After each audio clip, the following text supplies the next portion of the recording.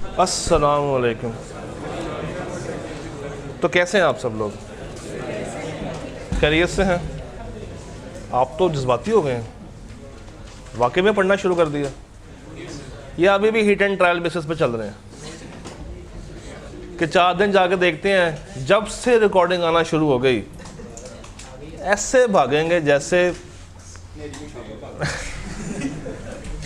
नहीं, ऐसे ही है ना, मतलब सोच तो यही होगी। कौन कौन ऐसा करना चाहता है? देखिए, ये है स्ट्रॉन्ग कंट्रोल, हमने यूट्यूब पे अवेलेबल करना ही नहीं है, तो आप लोगों ने फिजिकल आना ही आना। जैसे कर दिया, जैसे हमने अपना कंट्रोल वीक किया, आधी स्ट्रेंथ भी भाग जाएगी। जो बाकी रह जाएगी आधी, वो सिर्फ उन एरियाज़ में आना पसंद करेंगे जो एरियाज़ ज़्यादा इंपॉर्टेंट है। इसका मतलब है कि बच्चों के ड्रॉप होने का चांसेस तो है। तो फिर हमने ये फ़ैसला किया कि रिकॉर्डिंग इस दफ़ा हमने देनी ही नहीं है। अभी जो भी पूछ रहा है उसको हम कह रहे हैं कि 5 दिन के बाद मिल जाएगी। फिर हम 5 दिन के बाद कहेंगे सरप्राइज़। आपके साथ तो मजाक हुआ था।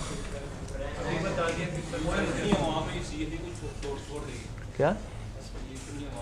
हाँ, कोई बात नहीं, कोई बात नहीं, रिकॉर्ड नहीं हो रहा। हाँ, बोलो बोलो जी। चैप्टर 2 पर आप लोगों ने घर जाके डिवाइस तो किया होगा। हाँ, चैप्टर 1, सॉरी, एक दिमाग में बिलो फिट हुआ है। चैप्टर 1 तो आपने घर जाके डिवाइस किया होगा और आपने घर जाके सवाल भी अटैम्प्ट किए होंगे। फिर सवाल जब अटैम्प्ट करके आप सोल्यूशन पे गए होंगे तो आपने अपने आप को गालियाँ भी दी होंगी कि मैंने गलत क्यों किया, यानी कि सही किया। अच्छा, वो जो एक पॉइंट कल आप में से कुछ बच्चे कंफ्यूज हो रहे थे, वो क्लियर हो गया आज क्लास में? तो इसको लिख भी लिया करें साथ साथ, ताकि आप लोगों को बाद में भी ये पॉइंट भूलें ना। क्या मजबूरी है? पीछे देखो क्या हो रहा है। आप तो फिर भी ऐसे करो कैमरा मैन भाई, तो वो पीछे पहुंच गए। देखो, वो कहते हैं इल्म हासिल करने की राह में जब आपको मुश्किलात आती है ना, इट मीन्स कि आप सही रास्ते पे जा रहे हैं। तो ये मुश्किलात है। अभी भी देखो ऐसी चल तो रहा है ना, फील तो आ रही है ना कि चल रहा है, और फील भी 4-4 की आ रही है। क्या मैं चला लूँगा, पीछे आवाज़ नहीं आएगी, वो आवाज़ का मसला पड़ेगा। चलिए कोई नहीं, शुरू करते हैं। अच्छा, पहला सवाल चैप्टर 1 से कोई सवाल नहीं है मेरे लिए, श्योर? मैं उसको क्लोज कर दूं, ICAR के पेपर तक बंद कर दूं, दोबारा सवाल तो नहीं पूछेंगे? हाँ जी, नहीं, अब तो कहानी ख़त्म हो गई। अच्छा पूछिए, सवाल पूरा है या कोई पार्ट है, मतलब टॉपिक है या पूरा एक सवाल है आपके पास? कोई और, किसी और का कोई सवाल है? हम क्लास के बाद कर लें उसको डिस्कस। चल, इन्हें ना ओके मैं इस पर लग जाऊँ और बाकी जो 13 के लिए आए हैं वो आपको फिर दिल में अच्छी अच्छी हल्का बात से याद कर रहे हो। चैप्टर 13 कहता है कि मैंने हर पेपर में लाजमी आना, मेरे बिना पेपर आपका पूरा नहीं हो सकता, और अगर इसको ऐड ना किया तो ये बाकायदा होता है। क्यों? क्योंकि ICAR ने इसको ग्रिड में ऐसी जगह पे रखा है जिसमें इसकी मोनोपली बन गई है। ग्रिड ए में कौन कौन है? Chapter 1, chapter 2, chapter 13। जब तीनों को साइड बाय साइड कंपेयर करते हैं तो 13 सबसे ऊपर आ जाता है, फिर 1 आता है और फिर बेचारा 2 आता है। चैप्टर 13 बात करता है कि मैं आपको कुछ सिनेरियोज दिया करूँगा, मैं आपको कुछ सिनेरियोज दिया करूँगा और आपने उन सिनेरियोज में, उन सिनेरियो ऊपर रख दें, उन सिनेरियोज के अंदर ढूंढना है कि थ्रेट्स कहाँ पे हैं, और साथ ही आपने बताना है कि इन थ्रेट्स के अगेंस्ट आपका रेलेवेंट सेफगार्ड क्या होगा। यहाँ पे जो बच्चे कॉमन एक मिस्टेक करते हैं वो ये कि थ्रेट तो बता देते हैं अलग अलग, मगर जब सेफगार्ड की बारी आती है तो टाइम बचाने के लिए वो कोशिश ये करते हैं कि सबको एक ही शॉपर में पैक करके ना एग्जामिनर तक पहुँचा दें। तो थ्रेट और उसका अपना सेफगार्ड आप लोगों ने बताना है। पहली बात तो ये ज़हन में रख लें। हाँ, अगर 3 नंबर का सवाल है 4 नंबर का सवाल है, 5 नंबर तक का सवाल है, तो फिर इतना कष्ट करने की ज़रूरत नहीं है। बट अगर सवाल 5 से ऊपर चला जाए तो फिर आपने हर थ्रेड का अपना अपना सेफगार्ड उसको बताना है। बेशक 2 लाइनों में बता दें, मगर उसको अहमियत दें, उस थ्रेड को भी आपने अहमियत देनी है। फिर बच्चे फंसते हैं एवेल्युएशन के ऊपर। एवेल्युएशन क्या होती है? थ्रेड हाई है या थ्रेड? अब इसके अगेंस्ट कोई फ्रेमवर्क नहीं है हमारे पास। एक सवाल में एक थ्रेड, मतलब फॉर एग्जांपल आप एक जगह पे ऑर्डर करने के लिए गए, आपको नज़र आया कि आपका एक दूर का कज़न वहाँ पे काम कर रहा है और वो वहाँ पे ऑफिस बॉय है। क्या वो उस कज़न के साथ आपका एक रिश्ता है? तो क्या फेमिलियरिटी थ्रेट आ सकता है? मगर क्या हाई लेवल पे होगा? नहीं, नीचे आ गया। वर्सेस वही क्लाइंट, वही कज़न, ऑफिस बॉय नहीं है, CFO है, थ्रेट हाई लेवल का हो गया। तो ये हाई और लो सवाल के अंदर आपको खुद ही जज करना, ये आपकी जजमेंट है और उसके मुताबिक आपने सेफगार्ड्स को डिज़ाइन करना। यहाँ तक बात समझ आती? फिर एक और मसला आता है इस चैप्टर के सवालों में कि सर एवेल्युएट कहाँ पे करना है और कहाँ पे नहीं करना, क्या हर सवाल में करना? तो एक रूल ये है कि अगर तो सवाल 4 नंबर से ऊपर का है और इवन दो कि अगर ICAP ने रिक्वायरमेंट में नहीं लिखा कि इसको एवेल्युएट करें, तो जहाँ पे आप थ्रेट बता रहे हैं 1 से 2 लाइनों में बस हल्का सा तज़किरा कर दें कि सिनेरियो को देखते हुए ना ऐसा लग रहा है कि ये थ्रेट हाई है या लो है। क्योंकि जब आप सेफगार्ड डिज़ाइन करेंगे ना, उसमें आपको ना चाहते हुए भी वो पॉइंट लिखना पड़ जाना। तो अच्छा है, एग्जामिनर की जो निगाहें हैं उसमें अपने आप को सुरखरू कर लें और लिख दें। Step 1, you have to identify the threat. कहाँ पे सिर्फ लिस्ट बतानी है और कहाँ पे उनको एक्सप्लेन भी करना है, डिपेंडिंग अपॉन के सवाल के मार्क्स कितने हैं। अगर तो नंबर 4 से नीचे हैं या 4 तक हैं तो सिर्फ उसके नाम लिख दें, काफ़ी हैं।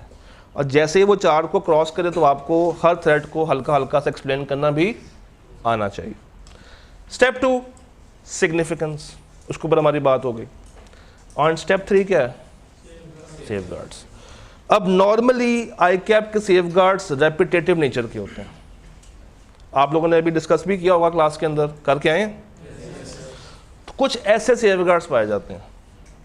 पहला क्या लिखा हुआ है? जिस वजह से थ्रेट आ रहा है वो रिश्ता ही ख़त्म कर दिया जाए। क्या मतलब? कज़न से कहूँ कि आज के बाद तुम्हारा मेरा रिश्ता नहीं है, और अगर वो कज़न ना हो, आपके फादर हो, फिर आप कह दें कि जनाब मैं आज के बाद से घर नहीं आऊँगा, क्यों? मैं इस कंपनी को ऑडिट कर रहा हूँ। और अगर वो फादर इन लॉ हो, फिर क्या होगा? क्या वो रिश्ता ख़त्म कर पाएंगे? विड्रॉ कर देंगे। अच्छा जी, अगर तो आप वो रिश्ता, वो इंटरेस्ट, वो फेवर ख़त्म नहीं कर सकते, तो स्टेप 2 क्या है? उस बंदे को जिसके साथ थ्रेट आ रहा है, उस टीम मेंबर को टीम से बाहर निकालना। अगर उसको बाहर निकालने से भी मसला हल नहीं हो रहा और उसको आप बाहर नहीं भी निकाल सकते, भाई टीम का सीनियर है, कॉम्पिटेंट बंदा है, मैं उसको बाहर नहीं निकाल सकता, तो फिर उसके काम को इंडिपेंडेंट चार्टर्ड अकाउंटेंट से रिव्यू करवा लूँ। और अगर इन तीनों में से कुछ नहीं हो सकता तो फिर आपको अल्टीमेटली क्या कर लेना चाहिए? विड्रॉ कर लेना चाहिए। और ये 2 पॉइंट्स आपकी जेब में होने चाहिए। पहला पॉइंट क्या है? उनके बड़ों से और अपने बड़ों से। शुरू करते हैं, जब तक है जान। ऑटम 16 का एक सवाल आपके सामने मौजूद है, ज़रा सवाल पढ़िएगा। नज़र नहीं आ रहा अभी भी? मैं आगे खड़ा हुआ हूँ, ये आगे खड़ा हुआ है, ये आगे खड़ा हुआ, तो आपके पास बुक तो होगी। तो मतलब बैग बंद करने से बुक निकाल लें। जिनको नज़र का इशू है, जिनको नज़र नहीं आ रहा, वो किताब खोल लें। ऑटम 16 का क्वेश्चन नंबर 8 आइए, सवाल पढ़िएगा। The planning phase of ABC Private Limited for the year ended 30 June 16 is in progress. The engagement partner intends to include Kamran as member of the audit team. Partner चाहता है कि कामरान को मैंने team का part बनाना है, जिसने पिछले महीने ही हमारी फर्म को ज्वाइन किया। और ज्वाइन करने से पहले कामरान भाई कहाँ पे थे? उसी कंपनी के फाइनेंस डिपार्टमेंट में काम कर रहे थे भाई साहब। बस एक बात सुन ले, मुझे पता आपको आता है, आई नो कि आप लोग जानते हैं, पहले पढ़ा होगा, बस एक बात मेरी लिख लें या नोट कर लें कहीं भी। डिस्क्वालिफिकेशंस जो है ना हमारी कंपनीज एक्ट वाली, वो सिर्फ और सिर्फ पार्टनर पे लगती है, ये लिख लें। सवाल करते हुए ये बातें ध्यान में होनी चाहिए। डिस्क्वालिफिकेशन सिर्फ और सिर्फ किस पे इंप्लीमेंट होंगी? एंगेजमेंट पार्टनर पे।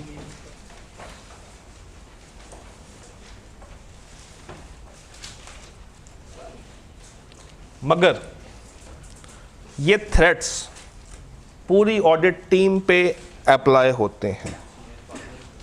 Partner, senior, junior, semi senior, assistant manager, manager, जो बंदा उस टीम में शामिल है, उन सब पे ये थ्रेट्स आपको चेक करने पड़ेंगे। ये डिफरेंस समझ आता है? ये लिख लें, पहले कहीं भी लिख लें, एटलीस्ट आपके पास होना चाहिए।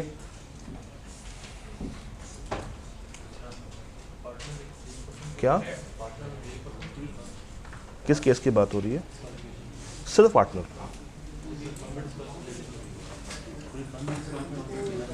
पार्टनर की वजह से ही फर्म डिस्क्वालीफाई होगी, मगर वो देखना किस पे है? पार्टनर पे देखना। यहां तक हो गया? अब एक और रूल लिखें। जब आप कोड ऑफ एथिक्स का सवाल कर रहे हों, जब आप उर्दू में लिख लें, जब आप कोड ऑफ एथिक्स का सवाल कर रहे हों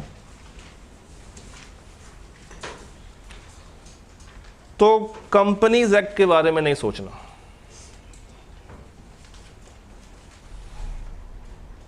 जब आप कोड ऑफ एथिक्स का सवाल कर रहे हो तो कंपनीज एक्ट के बारे में नहीं सोचना, एंड वाइस वर्सा। इसका मतलब क्या हुआ कि जब कंपनीज एक्ट को देख रहे हो तो कोड के बारे में नहीं सोचना, के बारे में नहीं सोचना, और जब उसको देख रहे हो तो उसको नहीं सोचना। तो एक टाइम पे एक कौन है? सेफ गार्ड में हम उसमें बताता है कि अगर कोड ऑफ एथिक्स उसको डिस्क्वालीफाई कर दे, वो वर्ड डिस्क्वालीफाई है, कोड उस वक्त डिस्क्वालीफाई करेगा जब थ्रेट बहुत ज़्यादा हाई हो जाएगा, तो वो विड्रॉ कर जाता है। उसका मैक्सिमम पॉइंट क्या है? विड्रॉ कर लो। वो ये पॉइंट नहीं है कि अगर थ्रेट आ रहा है तो उसके सेफगार्ड्स को भी हमने साथ इनकॉर्पोरेट करना है। वो डिस्क्वालीफाई की बात कर रहे हैं, तो नॉर्मली यहाँ पे डिस्क्वालीफिकेशन होती ही नहीं है, यहाँ पे विड्रॉ हो रहा होता है। अच्छा जी, अब आए सवाल पे। ये बंदा पहले उस कंपनी में था, अब यहाँ पर आके बैठ गया। मैं तो कोई आवाज़ की जाने से लग रही है। तो क्या अपने साथ कोई बीमारी लेकर आया? कौन सी? सेल्फ रिव्यू नामी एक बीमारी साथ लेकर आया होगा, क्योंकि वो पहले कहाँ पे था? कंपनी में बतौर फाइनेंस समथिंग होगा, डिपार्टमेंट वही है, और अब वहाँ से निकल के कहाँ पर आ गया? ऑडिट फर्म में आ गया। तो अपने साथ लाजमी क्या ट्रांसफ़र करके लाया होगा? Self review. ये सेल्फ रिव्यू किस वक्त नहीं आएगा? जब वो इमीडिएट पिछले साल से ना हो, उससे पहले का छोड़ के आया हो। ओके, यही सवाल हो और मैं इसकी रिक्वायरमेंट बदल दूँ और आपसे कहूँ कि इसको आंसर करें फ्रॉम कंपनीज एक्ट। क्वालिफाई कर रहा है?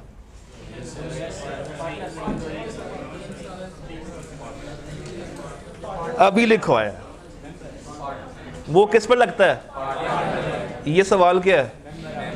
आप समझ आई लिखवाया क्यों था? अच्छा, सेल्फ रिव्यू तो आ गया, कोई और थ्रेड ज़हन में आ रहा है? फैमिलियरिटी, सेल्फ इंटरेस्ट, तो सेफगार्ड बता दें। आइए देखते हैं कि आपने उसको लिखना भी कैसे है। सेल्फ रिव्यू और फेमिलियरिटी। अच्छा, एक चीज़ और नोट कर लें, कुछ ऐसे थ्रेड्स हैं जो कि लाजमी होंगे, जिस तरह फेमिलियरिटी और सेल्फ रिव्यू तो 100% फॉर श्योर है, उसके अलावा चारा ही नहीं है, ये तो आना ही आना है।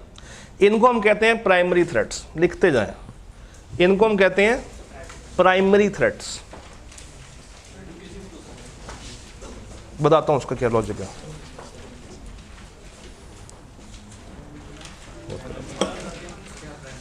प्राइमरी थ्रेड वो थ्रेड है जिसने लाजमन आना ही आना है। मेरा नहीं ख्याल कि आप में से किसी के भी दिमाग में सेल्फ रिव्यू नहीं आया होगा, सबके दिमाग में आया था। इसका मतलब है कि एग्जाम के अंदर भी सेल्फ रिव्यू तो 100% बच्चा लिख के आएगा।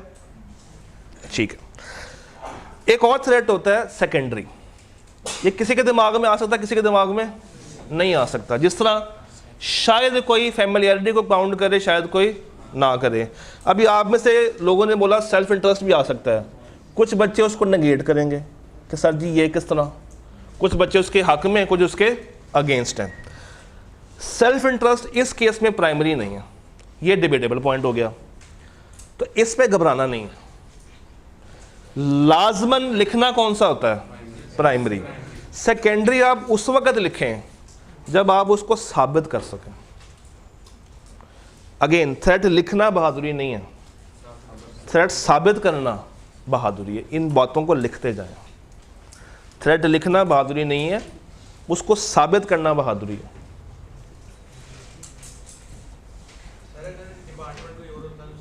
कहता हूँ उस पर भी आ रहा हूँ।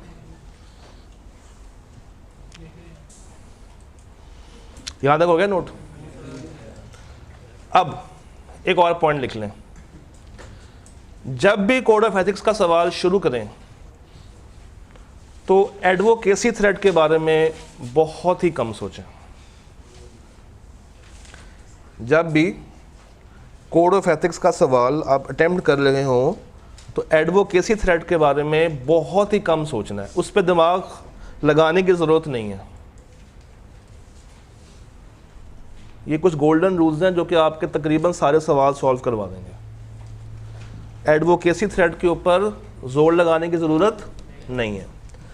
अगर सवाल में एडवोकेसी थ्रेड होगा तो सवाल आपको ऑटोमेटिकली बता रहा होगा।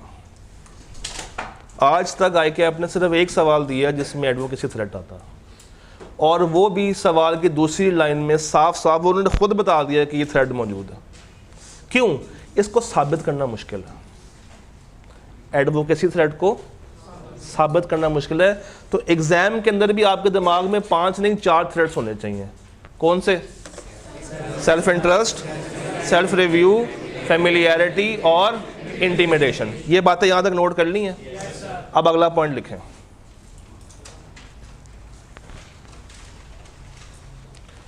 %90+ सिनेरियोज के अंदर एक थ्रेड हमेशा आपको मिल जाएगा, सेल्फ इंटरेस्ट। ये भी लिख लें। 90%+ क्वेश्चंस में आपको फॉर श्योर सेल्फ इंटरेस्ट मिल जाता। और सेल्फ इंटरेस्ट ये नहीं कि सिर्फ आपका अपना है, रिश्तेदारों के साथ अटैच होता है।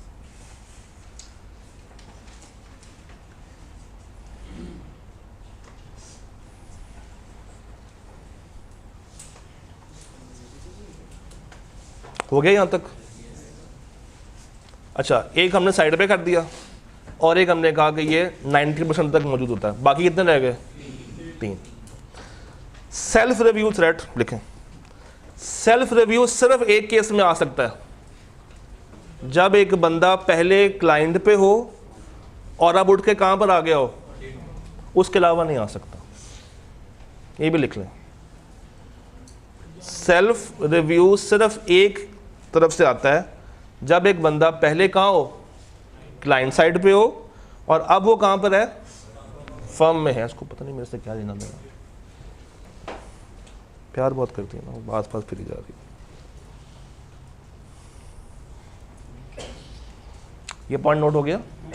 अब कितने रह गए पीछे? 2। कौन कौन से? और अब लिखें। फेमिलियरिटी थ्रेड जो है वो रिश्तेदारों से भी निकल सकता है और कुलीग से भी निकल सकता है। कुलीग चाहे पुराना हो चाहे मौजूदा हो। फेमिलियरिटी थ्रेट करंट या पास्ट, कुलीग से भी निकल सकता है और रिलेटिव्स का भी होता है।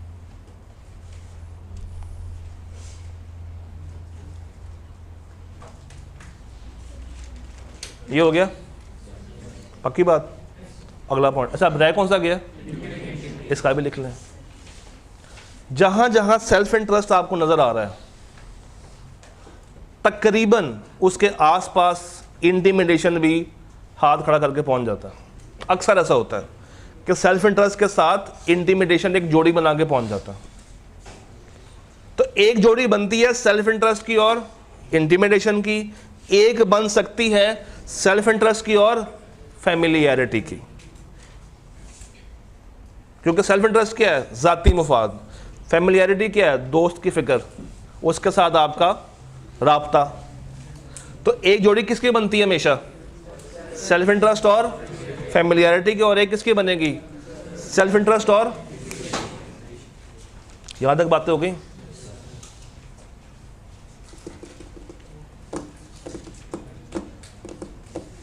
एक और पॉइंट लिख लें। कुछ सवाल ऐसे हैं आई कैप के, क्वेश्चन बैंक के अंदर भी एक आधा सवाल है, कुछ पास्ट पेपर्स में भी हैं, जहाँ पे ना वो फ़ी के ऊपर बहस करवाता है आपसे। फ़ी, पैसे, ये कॉन्सेप्ट पहले किसी ज़माने में किताब का पार्ट था, चैप्टर 2 में हुआ करता था, अब नहीं है। तो जहाँ पे भी आप किसी भी सवाल को आप प्रैक्टिस करें और आपको फ़ी वाला सवाल नज़र आए, उसको खामोशी से इग्नोर कर दीजिएगा। ये भी लिखना, फ़ी वाला कॉन्सेप्ट अब सिलेबस का पार्ट नहीं है।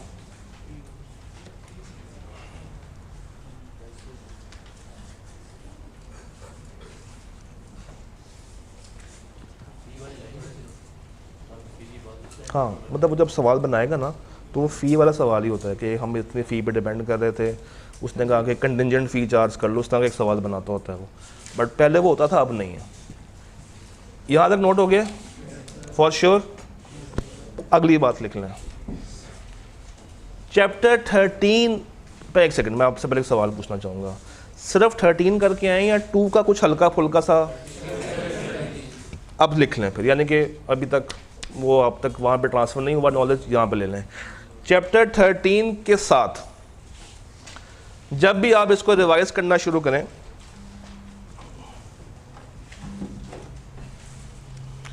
चैप्टर 13 को आप जब भी रिवाइज करें,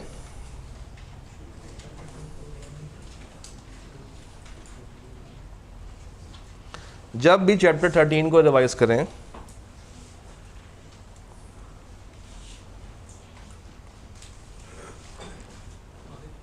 इसके साथ चैप्टर 2 का पहला सफ़ा जोड़ के रिवाइज कीजिएगा।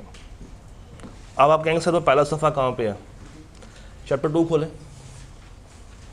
और 210 से पीछे एक पेज आपको नज़र आएगा, उसका नाम है एथिकल कंसिडरेशंस।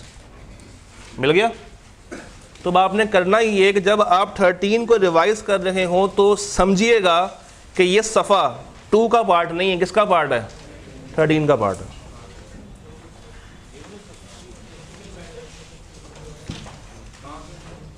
चैप्टर 2 में 210 से पीछे एक सफ़ा है, फ्रंट बैक यार, एक सफ़ा होगा, 2 नहीं है, हैं?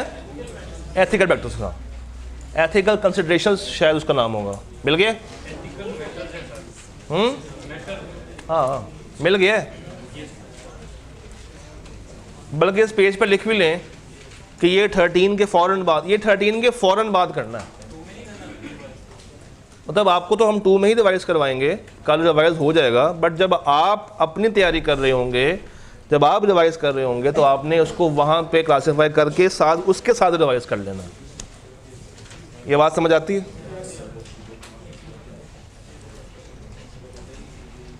अब एक आखिरी बात लिख लें, फिर हम स्टार्ट करते हैं। एक लास्ट बात लिख लें,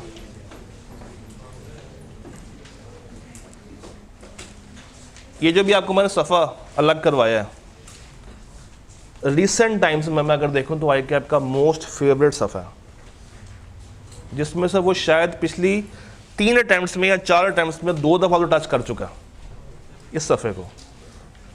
एक आपने शायद कभी तैयारी करते हुए सवाल देखा होगा DTL वाला, जिसमें वो टैक्स हेवन कंट्री का जिक्र होता है, देखा? वो अभी दिखाऊंगा अभी आज, वो एग्जैक्टली इस सफ़े का कॉपी पेस्ट वर्जन है। उसको कहाँ रख के तैयार करना है? 13 के साथ। यहाँ तक सारी बातें क्लियर हैं? शुरू करें, आ जाए। ये सवाल है छोटू सा, देखिए इसमें क्या हो रहा है।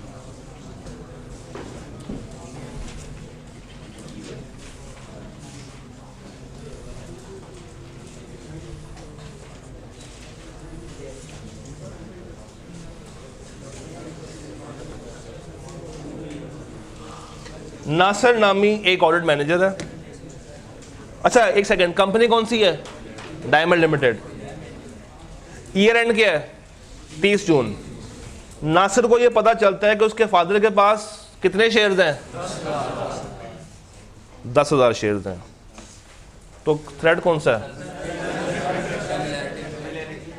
पक्का थ्रेड कौन सा है? अब कौन कौन कह रहा है फैमिलियरिटी का? हाथ खड़ा करें। एक सेकंड मैं बताता हूँ अब्बा है या नहीं है। हाथ खड़ा करें। कौन कौन कह रहा है कि ये थ्रेड है? कौन कौन कह रहा है कि ये थ्रेड है? बताएं। सेकेंडरी भी नहीं है। थ्रेड उस वक्त निकलता जब अब्बा जी उस कंपनी के अंदर खुद मौजूद होते। अब्बा जी तो घर बैठे हुए हैं, अब्बा जी का तो ताल्लुक ही नहीं कंपनी के साथ, तो सिर्फ थ्रेड कौन सा है? सेफ गार्ड क्या होगा? अब्बा से रिश्ता खत्म, शेयर्स को डिस्पोज कर देना है। क्या इंटिमिडेशन हो सकता है या नहीं? कौन कौन कह रहा है? हाथ खड़ा करें, साबित करें, साबित करें।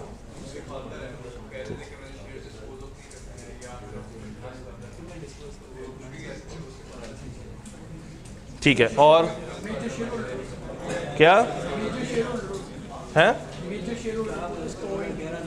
अच्छा, और बातें बहुत हो गई हैं, और बताएं। नहीं हाथ खड़ा करें ना। कौन? हाँ जी, क्या कहते हैं? लॉस नहीं दिखाना। नहीं, और बताएं। और मैं एक सवाल पूछता हूँ, एक ऑडिटर को इंटिमिडेट कौन कर सकता है? मैनेजमेंट करेगी। अब्बा मैनेजमेंट में आता है? अब्बा है मैनेजमेंट में? क्या सवाल ने बताया है कि अब्बा शेयर होल्डर बड़े वाला है? नहीं। चले शेयर होल्डर, क्या सारे शेयर होल्डर उस पोजीशन में होते हैं कि आप क्लाइंट को या उसके ऑडिट वालों को इन्फ्लुएंस कर सकें? तो किसी भी तरह का इंटिमिडेशन नहीं है, सिर्फ और सिर्फ क्या है? Self interest. तो पहला सेफगार्ड क्या है? अगला क्या है? अगर नहीं गा सकते और अगर कुछ भी नहीं पॉसिबल, आप समझ आई? साबित करना बहादुरी है। आप लोगों ने साबित करने की कोशिश की मगर मुंह की खा गए।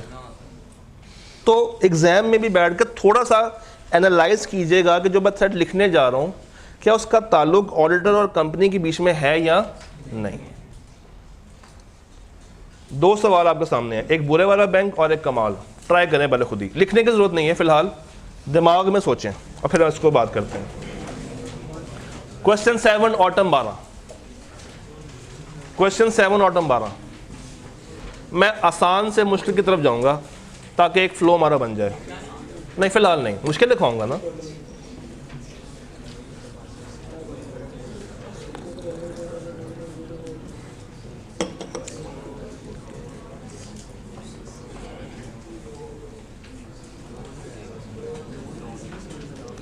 जस्ट दिमाग में एक स्केच खींचें और मुझे बताएं थ्रेड कौन कौन से माइंड में चल रहे हैं आपके। 5 मिनट ले लें, सुकून से कर लें, दिमाग में, मगर लिखना नहीं है। और सोल्यूशन मत देखिएगा प्लीज़, मैं आप पे ट्रस्ट कर रहा हूँ।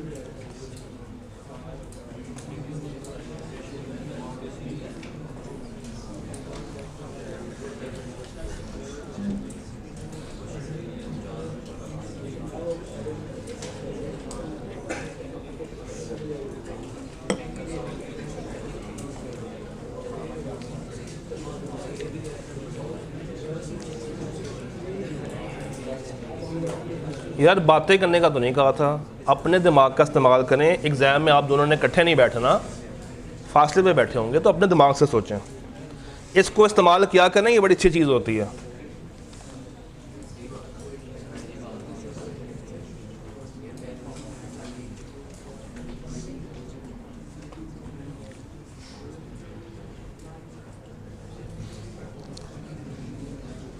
हाँ जी, एक बैंक है जो कि लोन दे रहा है, हाउस लोन दे रहा है। किसको दे रहा है? पार्टनर को लोन दे रहा है। हमारे पास थ्रेड्स कितने होते हैं? नहीं होते तो 5 ही हैं। सबसे पहले किसको माइनस कर देना है? कितने रह गए? अब बारी बारी चलते हैं। क्या फेमिलियरिटी है? क्या सेल्फ रिव्यू है? कितने रह गए? कौन से? इन दोनों को देखते हुए मुझे बताइए प्राइमरी कौन सा पक्के वाला आएगा? अब डिबेट किस पे आएगी? इंटिमिडेशन कब आ सकता है? अगर ये loan outside normal course of business दिया गया, और अगर नॉर्मल कोर्स में रहते हुए दिया गया तो इंटिमिडेशन नहीं आएगा। क्या आर्म्स लेंथ लिख लें, आउटसाइड लिख लें, एक ही बात हो जाएगी। चल आर्म्स लेंथ लिख लें, आप आर्म्स लेंथ लिख लें, अच्छा वर्ड है, आर्म्स लेंथ लिख लें। मैं समझ गया आपकी बात, मैं समझ गया आपकी बात, उसको आर्म्स लेंथ कर लें। हाँ जी, क्या दोबारा से?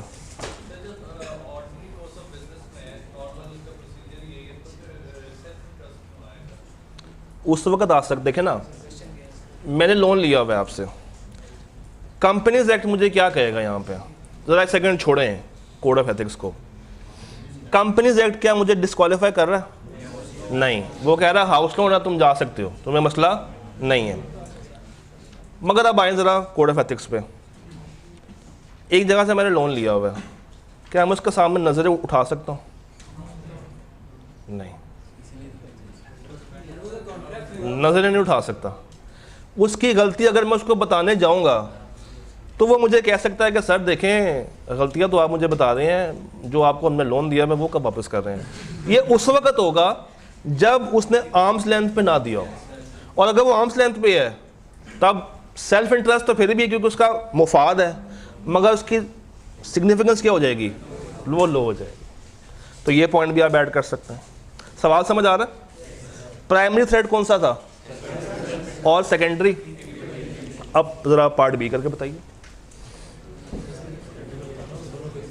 क्या दोनों किससे बताने पर?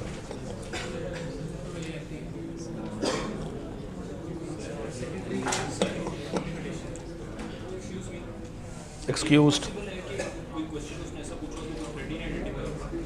ऐसे नहीं होता।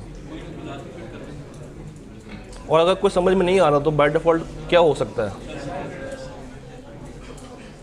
कमाल भाई ऑडिट मैनेजर हैं यार। एक सेकंड, आप लोग तो सीनियर बच्चे हैं यार, बिलो वाले बच्चे तमीज़ से बैठे हुए थे। कमाल वाज द ऑडिट मैनेजर कहाँ का? फैसलाबाद टेक्सटाइल मिल्स का। और कब था, कब तक था? लास्ट ईयर तक। He has joined FTML as manager finance. क्या साथ लेकर आया होगा?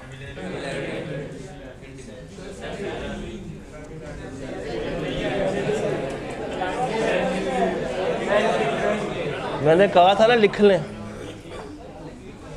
वायरस कौन सा साथ लेकर आया है? कंफर्म सेल्फ रिव्यू तो लेकर आया है। अच्छा, फेमिलियरिटी भी लेकर आया होगा। कहाँ से आ रहा है? अच्छा ठीक है, सॉरी, फर्म से क्लाइंट में जा रहा है, ठीक है, माय मिस्टेक। फर्म से क्लाइंट पे गया तो मसला उसका नहीं है। तो अब कौन सा मसला है? फेमिलियरिटी का। इंटिमिडेशन सेकेंडरी है, एडवोकेसी सेल्फ इंटरेस्ट खास नहीं लग रहा। अब ये दो जरा ट्राई करें, एक ऑसम और एक हुंजा। Autumn 13 question 9। अच्छा एक सेकंड, ये जो अभी मुझे मिस्टेक हुई थी ना एग्जाम में, आपको भी हो सकती है, तो बड़ा ध्यान से देखना है कि मूवमेंट कहां पर हो रही है। फर्म से क्लाइंट गया, क्लाइंट से फर्म पे जा रहा है।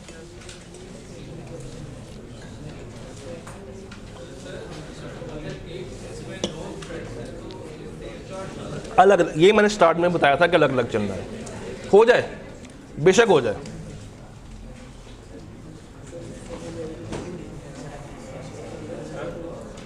मैंने इसमें एक आपको बात बताऊं, जरा आखिरी वर्ड पढ़े, आखिरी लफ्ज पढ़े, क्या लिखा हुआ है, सेकंड लाइन का लास्ट वर्ड पढ़े, ईच केस। तो वो खुद कह रहा है कि अलग अलग बताएं। हाँ जी,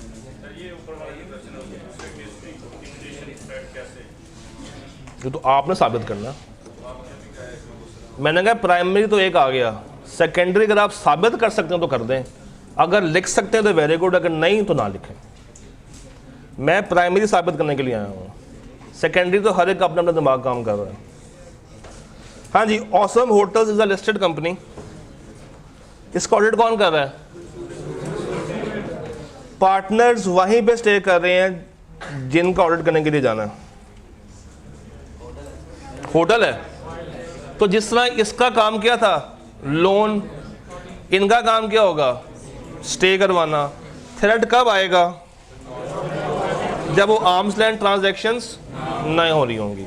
और कौन सा आ सकता है? Self interest. सेल्फ इंटरेस्ट के साथ क्या आएगा? इंटिमिडेशन। फैमिलियरिटी भी होगा या नहीं होगा? होगा, काफी टाइम से है और स्टे भी वहां पे रखा हुआ है। तो कौन सा रह गया? एडवोकेसी सोचना ही नहीं है और वो आ नहीं सकता। जब आप उनके साथ आर्म्स लेंथ पे ट्रांजैक्शन नहीं कर रहे हैं तो वो आपको इन्फ्लुएंस कर सकते हैं कि अगर हम आपको फेवर दे रहे हैं तो आप हमें फेवर दें। इंटिमिडेशन को ना आप लोग अक्सर आपके जहन में आता है कि कोई मारपीट हो रही होगी, कोई कोर्शन हो रहा होगा, तो वो सिर्फ कोर्शन नहीं होता, वो इन्फ्लुएंस भी काउंट हो रहा होता है।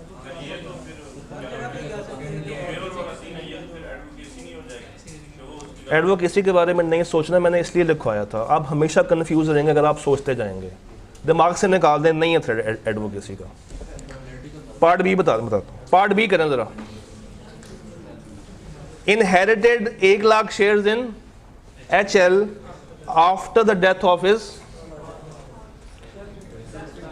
Self interest. अच्छा, अगर ये सवाल हो और कंपनी लॉ का हो, डिस्क्वालीफाई होगा ना? पक्की बात है ना?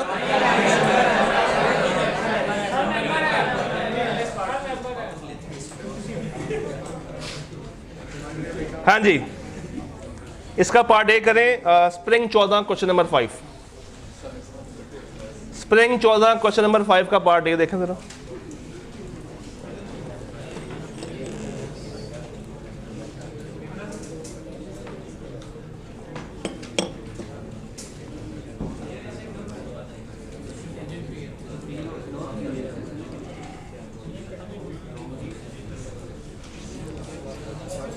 रुक जाइए, ये फी वाला रुक जाइए, फी वाला था।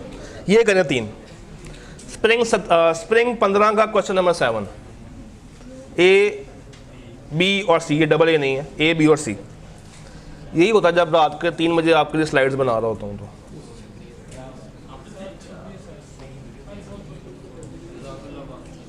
तो सवाल को चुन के निकालना भी जिससे सब कुछ कवर हो जाए, मेजॉरिटी का हम लोग कवर कर लें लिमिटेड टाइम के अंदर। हाँ जी, अहमद हैज रिसेंटली, मैं कर देता हूं, Ahmed has recently joined firm of chartered accountants. The firm intends to depute him on the audit of Masoom private, Kulsoom नहीं, Masoom private.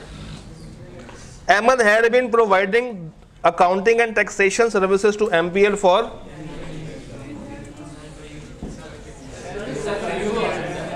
In the capacity of a, सवाल ने क्या क्लियर किया कि उसका एम्प्लॉय था? कंसल्टेंट एम्प्लॉय नहीं होता, कंसल्टेंट एम्प्लॉय होता है।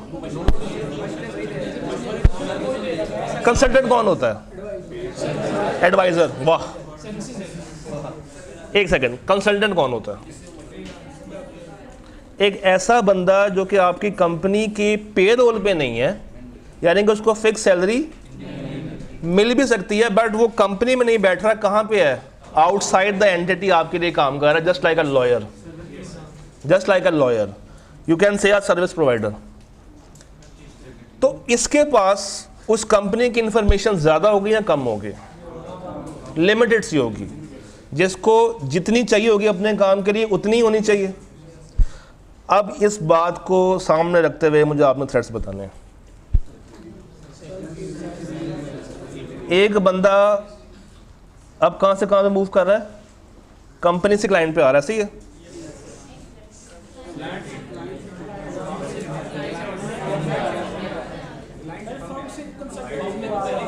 क्लाइंट से फर्म पे जा रहा है। अब बताएं, सेल्फ रिव्यू सिर्फ उस तक आएगा जिस काम में इसने क्या दी होगी, उसके अलावा नहीं आएगा।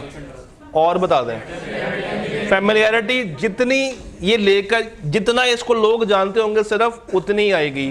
यानी कि सेल्फ रिव्यू और फैमिलियरिटी हाई है या लो है? लो टू मॉडरेट है, इतना हाई नहीं हो सकता। और सेल्फ इंटरेस्ट होगा? क्यों? साबित करें। क्या? एक बंदा पहले एक जगह पे कंसल्टेंट था, वो नौकरी छोड़ के एक फर्म में चला गया एज एन ऑडिटर, तो सेल्फ इंटरेस्ट कहाँ है? आपने कहा सेल्फ रिव्यू मुझे मानने को में कोई मसला नहीं है, आपने कहा फैमिलियरिटी मैंने हामी भर ली। साबित करें सेल्फ इंटरेस्ट है, और लॉजिकल ग्राउंड्स पे साबित करना। अगर कोई रेम्यूनरेशन देनी हो तो शायद अब उसको वो पे ना करें। अब ये अगेन प्राइमरी नहीं है, ये थ्रेड कौन सा है? एक तो रीजन ये आ गई। और बताएं, वो होगी ना, कंटिजेंट वाली बात हो गई। और बताएं, अब तो कर भी नहीं सकता, तो उसने नौकरी बदल ली ना अपनी। मैं इसमें आपको बता दूं, फर्म की एक पॉलिसी होती है कि जब आप फर्म के एम्प्लॉई हैं ना, आप कोई और काम नहीं कर सकते, तो ख़त्म हो जाता है इसका सारा स्ट्रक्चर ही। और बताएं, एडवोकेसी के बारे में नहीं सोचिए, सोचते रहें, एग्जाम में लिखाएंगे, साबित नहीं कर पाएंगे। और बताएं, इंटिमिडेशन कैसे आ सकता है? तो इंटिमिडेशन क्या? फी पेंडिंग क्लाइंट भी होगी ना, कंपनी भी होगी पेंडिंग, तो उसको इंटिमिडेट कौन करेगा? अच्छा, एक सवाल है आपसे, ये ज्वाइन कब कर रहा है? रिसेंटली ज्वाइन कर रहा है एज, अच्छा, और ये पहले क्या था? जब इसने फर्म को ज्वाइन किया होगा, किस रोल में किया होगा, जूनियर या सीनियर? जूनियर। तो इतना इंटिमिडेशन उस पर आप नहीं कर सकेंगे, फायदा कोई नहीं होगा। तो दो जो पक्के थ्रेड है वो कौन से हैं? ये करें पार्ट बी।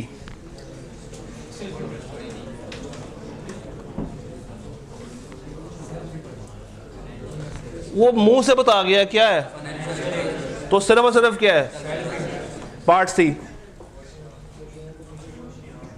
होशियार, जो मैं चाहता हूं आप लोग बने, मगर बनते ही नहीं हैं।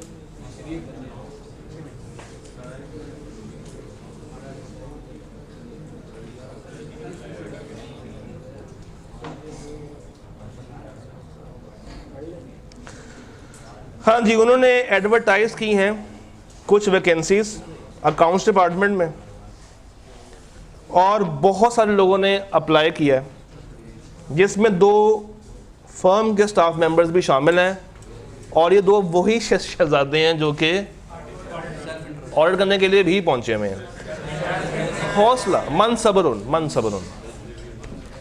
पहला सवाल, क्या फर्म ने रिक्रूटमेंट कर ली है? अभी उन्होंने क्या दिया होगा, अप्लाई किया है, चले आसान कर देता हूँ, CV दे दिया, रखेगा कौन, HR रखेगा। तो इसका एक सेफ गार्ड तो ये बन सकता है कि हम HR को कह दें कि भाई इनको आपने कंसिडर ही नहीं करना। अगर ये हो गया तो कोई थ्रेट एग्जिस्ट नहीं करेगा और जो था भी वो ख़त्म हो जाएगा। क्या ये अपने साथ सेल्फ इंटरेस्ट लेकर आए हैं? हाँ, क्योंकि आप उसी कंपनी में नौकरी करने जा रहे हैं या करना चाहते हैं जिसको ऑडिट करने के लिए आप आए हैं, तो there is a high chance कि वो इसको इंटिमिडेट कर सकते हैं कि भाई अगर नौकरी चाहिए तो तुम्हें हमारा साथ देना पड़ेगा, अकाउंट्स को साफ दिखाना पड़ेगा। और इनका क्या लग गया साथ, सेल्फ इंटरेस्ट, फैमिलियरिटी है। आप एक जगह पे ऑडिट कर रहे हैं कि आप उन लोगों से मिले नहीं होंगे, फैमिलियरिटी थ्रेट है। कंपनी के लोग और ऑडिट टीम को लोग आपस में जानते हैं, ये दो बंदे वहाँ पे काफ़ी देर से काम कर रहे होंगे, तो जान पहचान तो बनी गई होगी, चाहे 1 महीना क्यों ना हुआ हो। अच्छा, इंटिमिडेशन आ सकता है, वो इंटिमिडेट कर सकते हैं, फैमिलियरिटी भी आ गया, सेल्फ इंटरेस्ट भी आ गया। क्या नहीं आ सकता, सेल्फ रिव्यू नहीं आ सकता। चलें अब ये सवाल करें, हाथ से करें। Spring 19 question number 10A should be done by hand. आपने थ्रेट्स आइडेंटिफाई करने और अप्रोप्रिएट सेफगार्ड्स बताने। Exim private limited, Exim private limited,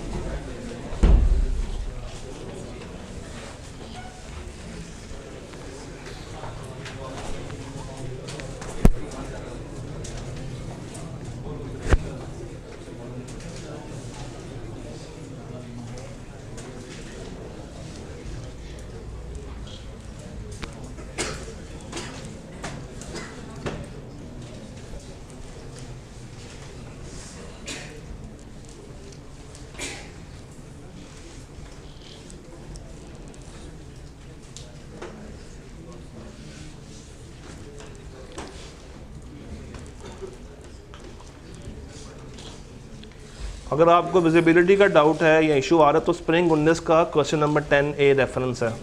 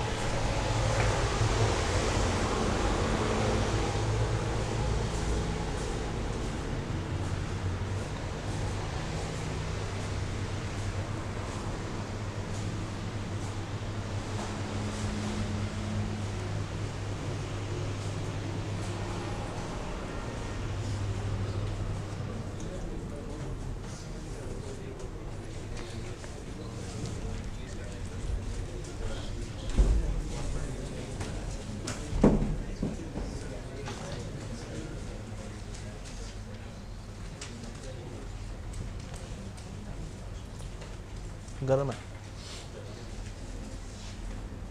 वो गरम है।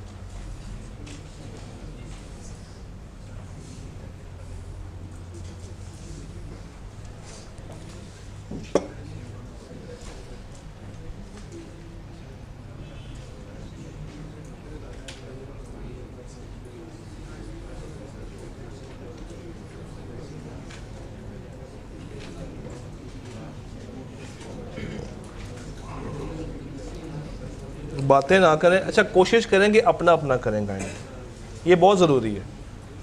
दूसरों का साथ ना दें। आप लोगों ने इकट्ठे बैठ के पेपर नहीं देना ग्रुप में।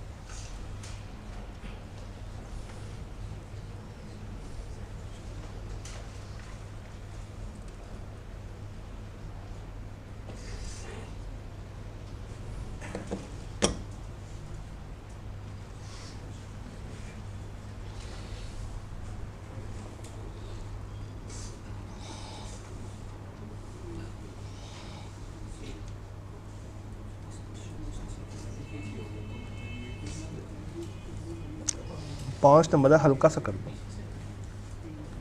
इस सवाल को ना एवेल्युएट हम एक और तरीके से भी करेंगे, भी बताता हूँ।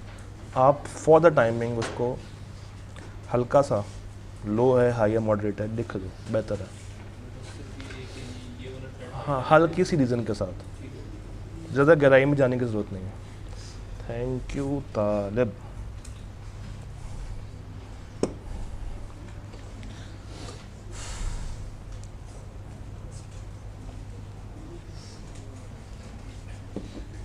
वो जो मैंने आपको पॉइंट्स लिखवाए हैं, कितने पॉइंट्स थे कुछ मिला के? किसी ने अगर नंबरिंग की हो 8, ठीक है। जितने भी थे, चले मैंने इसमें भी एक और ऐड करवाना है सवाल के बाद।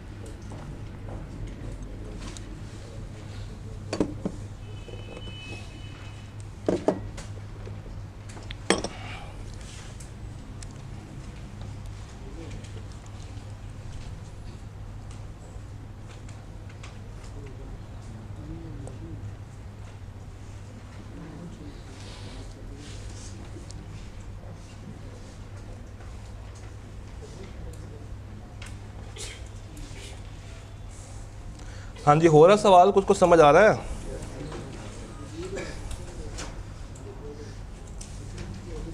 जब आप लोग कर लें मैक्सिमम मेजॉरिटी तो हाथ खड़ा कर दीजिएगा, देन आई विल स्टार्ट।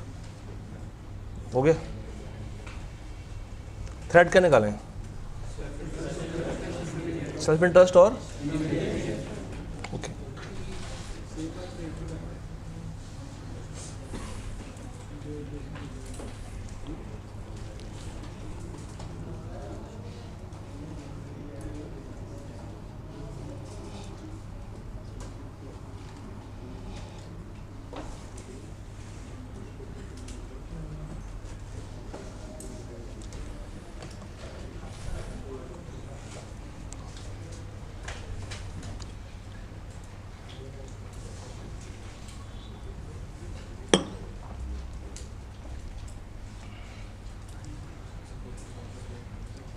चलें, हो गया अब? चलें। आपके नज़दीक थ्रेड कौन से? क्या कोई ऐसा नुमाइंदा जो कहे कि सेल्फ इंटरेस्ट नहीं है? ठीक है। कोई ऐसा जो कहे इंडिमिनेशन नहीं है? नहीं है। अच्छा, कौन कौन कह रहा है कि इंडिमिनेशन है? इन दो बागियों को साबित करके बताएंगे क्यों है। एक एक करके साबित करना। हाँ जी।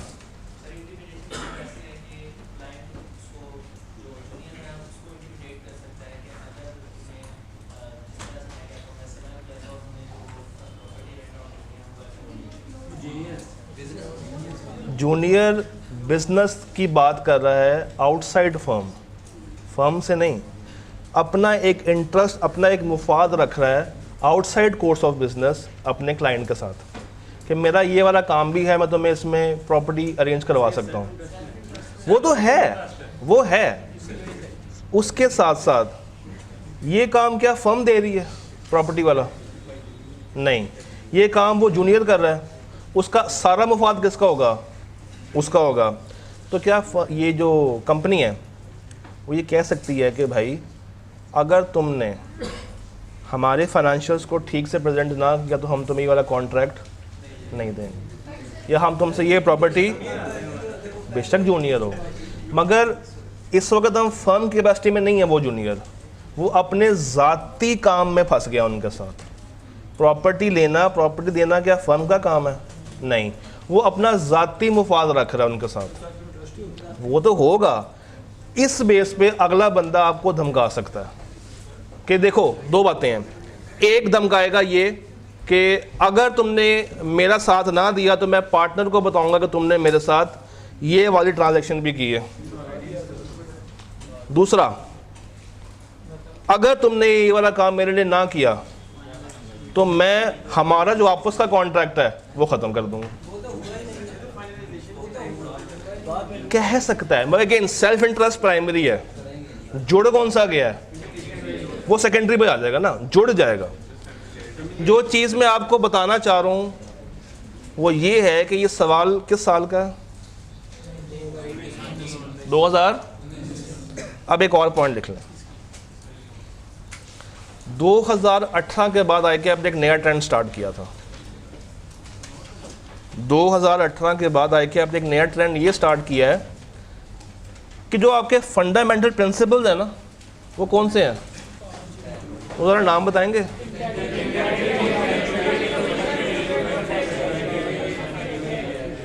कोई सिंक्रोनाइजेशन नहीं है। Integrity, professional behaviour and due care, professional behaviour, 5 आते हैं ना। ICAP ने रिक्वायरमेंट में ये लिखा है कि बताएं कौन सा फंडामेंटल प्रिंसिपल ब्रीच हो रहा है? नहीं हो रहा ना, नहीं बताया उसने, मगर शहजादों ने जो अपना सोल्यूशन बनाया उसमें लिखा हुआ है। और ये हरकत कब से होना स्टार्ट हुई? 18 के बाद, और आज तक वो हरकत चलती आ रही है। तो जब आप इसका आंसर ड्राफ्ट करने लगें तो आपने एक एडिशनल चीज़ ये भी सोचनी है कि कौन कौन से फंडामेंटल प्रिंसिपल्स ब्रीच हो रहे हैं। आप ज़रा मुझे बताएं, इंटेग्रिटी ब्रीच हो रहा है?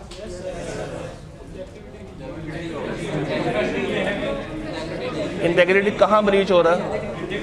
इंटेग्रिटी उस वक्त ब्रीच होता है जब फर्म के पार्टनर को पता ही ना होता कि उसके जूनियर क्या कर रहे हैं। ऑब्जेक्टिविटी ब्रीच हो रही है, जिस मकसद के लिए ये लोग गए थे वो वाला मकसद कर रहे हैं नहीं।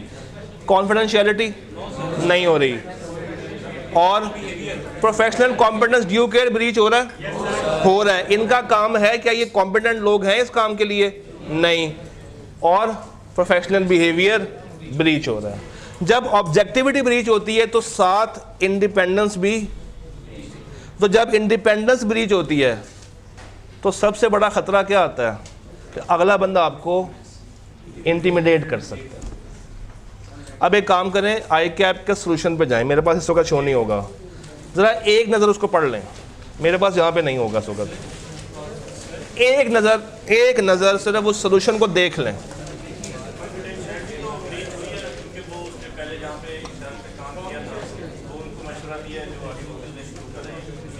कॉन्फिडेंशियलिटी इज कि आपके पास क्लाइंट का डाटा है, आप वो बाहर दे रहे हैं। क्लाइंट का डाटा कहाँ पे आया आपके पास? सजेशंस दे रहा है, क्लाइंट का डाटा ब्रीच नहीं कर रहा, मशवरे दे रहा है। वो उसका मसला नहीं होता। मैं अभी सेफगार्ड पे आता हूँ, इसके सेफगार्ड चेंज होंगे, तभी ये सवाल लिखवाया था, ताकि एक दफ़ा आप लोग पहले गलत लिखेंगे, जब आप उसको ठीक करेंगे तो आपको कभी भूलेगा नहीं। एक दफ़ा बस उसको रीड कर लें, फिर मैं आगे चलता हूँ। हाँ है ना, ब्रीच हो गया ना। एक जूनियर जहाँ पे पहले काम करके आया वहाँ पे इंटर्न था। अब ICAP ने इंटर्न का वर्ड क्यों यूज़ किया होगा? कि उसके पास कॉम्पिटेंसी नहीं है, वो ऐसा काम कर रहा है जिसमें वो कॉम्पिटेंट नहीं है। इसका मतलब है कि वो प्रिंसिपल ब्रीच हो गया।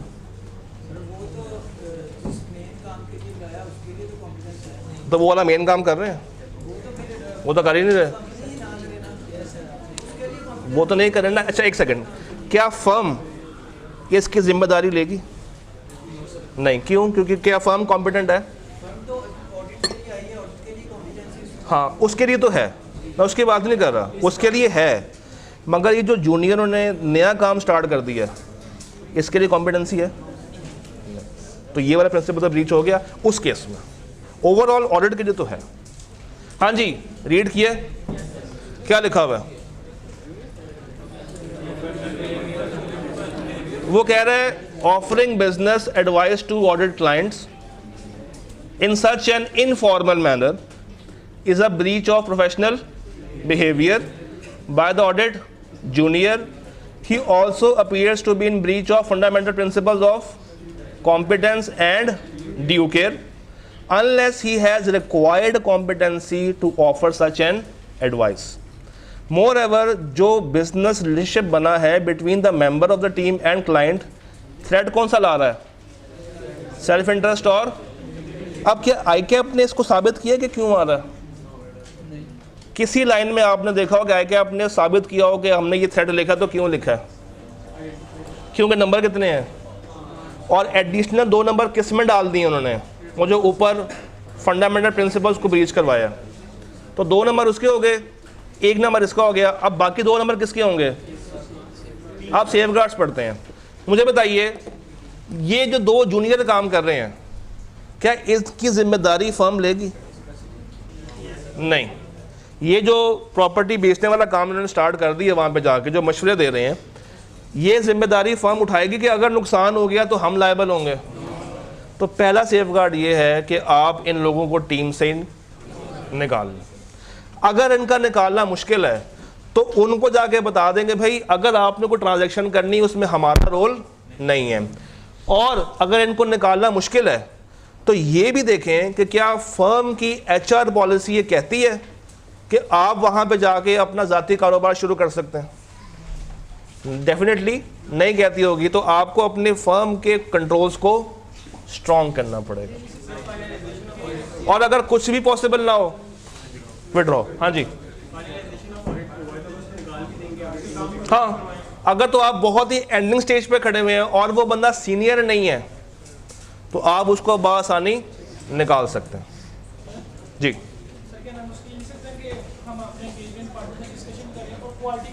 हाँ, ये आ सकता है। ये वाली बात जो फर्म की अपनी HR पॉलिसी है उसको सामने रखते हुए जो क्वालिटी कह रही है। ओके, आगे चलते हैं यार, पीछे आवाज नहीं जाएगी वरना मैं जरूर ऑन करवा दूं। हाँ,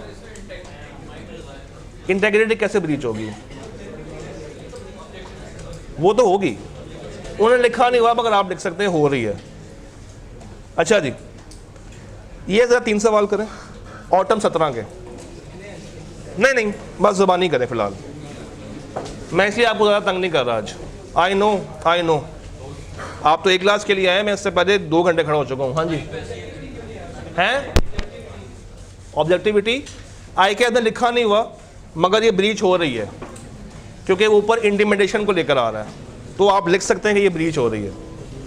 ये 1 2 3 करना ज़रा सॉल्व, सेकंड लास्ट, इसके बाद एक सवाल मैंने आपको और दिखाना। कोई बात नहीं, मुझे पता नींद आ रही होगी, मजबूरी है, क्या कर सकते हैं। कल कुछ और ट्राई कर लेंगे। अच्छा, कल का ये तो वैसे भी आसान है, चैप्टर 2 है, वो तो दस्ती हो जाएगा।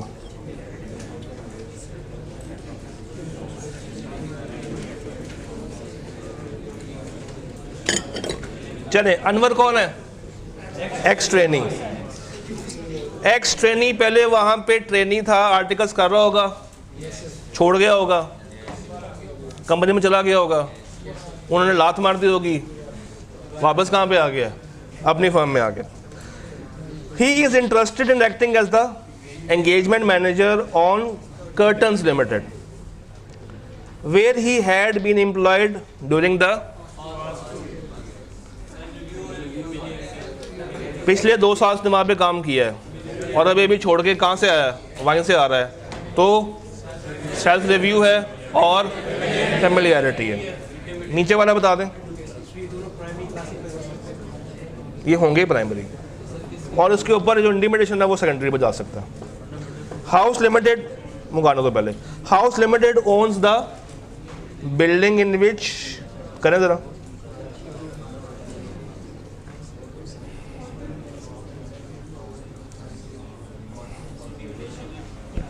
क्या है? कौन सा?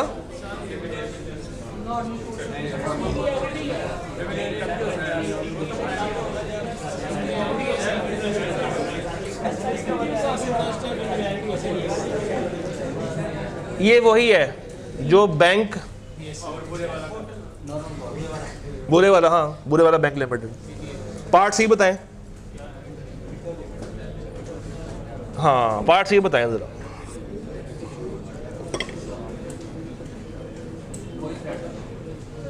पार्ट सी थोड़ा फर्क है। अच्छा पार्ट सी के बारे में लिख लें, मैं कुछ लिखवाना चाहता हूँ, एक दफ़ा नोट कर लें। अगर एक फर्म के अंदर मल्टीपल डिपार्टमेंट्स काम कर रहे हैं, अगर एक फर्म में मल्टीपल डिपार्टमेंट्स हो तो क्या होगा कि टैक्स वाला अलग है, ऑडिट वाले अलग हैं, एडवाइजरी वाले अलग हैं। नॉर्मली ऐसे ही होता है ना ऑडिट फर्म में। लिखें फिर क्या करना है। अगर डिफरेंट डिपार्टमेंट्स हैं, अगर डिफरेंट डिपार्टमेंट्स हैं और वही फर्म टैक्स भी दे रही है और वही फर्म क्या कर रही है, ऑडिट भी दे रही है, मगर टीमें डिफरेंट हैं, तो सेल्फ रिव्यू आएगा?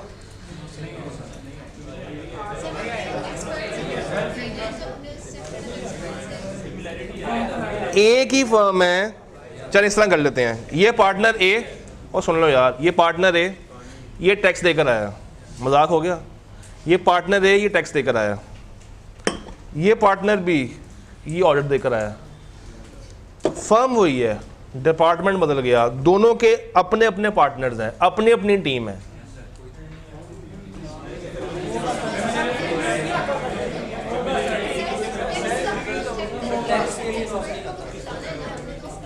और नाम और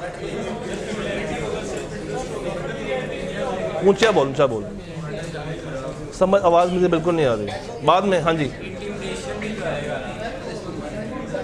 मेरा सब, मैंने ये नहीं कहा कि थ्रेड कौन सा आएगा, मैंने कहा कि थ्रेड आएगा या नहीं आएगा।